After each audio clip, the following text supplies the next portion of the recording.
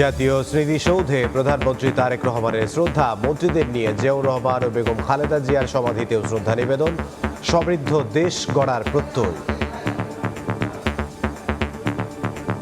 যে দেশের মানুষের দেশপ্রেম থাকবে না এবং জাতির গর্বিত সন্তানদের সম্মান জানাতে পারবেন না, সেই দেশটা সামনে এগিয়ে যাওয়ার কোনো সুযোগ নেই। যেখানে যেখানে দুর্নীতি যেভাবে আছে সেটা পর্যায়ক্রমে চিহ্নিত করে সেই পথরুদ্ধ করা হবে। আকাঙ্ক্ষা পূরণ করাটাই কিন্তু এই সরকারের, এই সংসদের প্রধান দায়।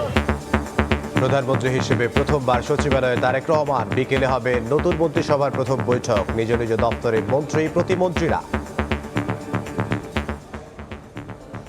জনাব তারেক রহমানের নেতৃত্বে আগামীর বাংলাদেশ করতে চাই। আমাদের চেষ্টা থাকবে যেন মানুষের প্রত্যাশা পূরণ করতে পারি।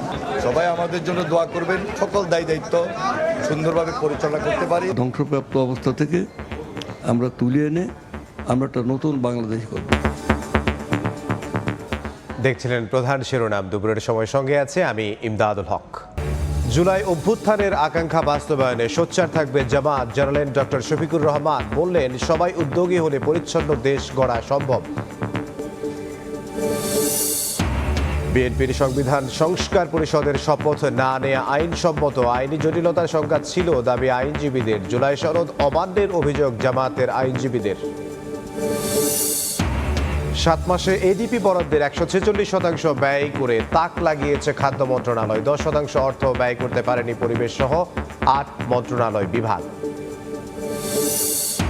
রমজানের আগের দিন লেবুর হালি ছাড়ালো 100 টাকা। সবজি সহ ঊর্ধ্বমুখী খেজুর ও মুরগির দাম সরবরাহ স্বাভাবিক থাকলেও বাড়তি ডাল, চিনি, ছোলার দর। এবং দেশের ক্রীড়ার উন্নয়নে স্বাধীনভাবে কাজ করবে সংবাদ মাধ্যম, জানালেন যুব ক্রীড়া প্রতিমন্ত্রী। প্রয়োজনীয় সব পদক্ষেপ নেবে সরকার, বললেন আমিনুল হক।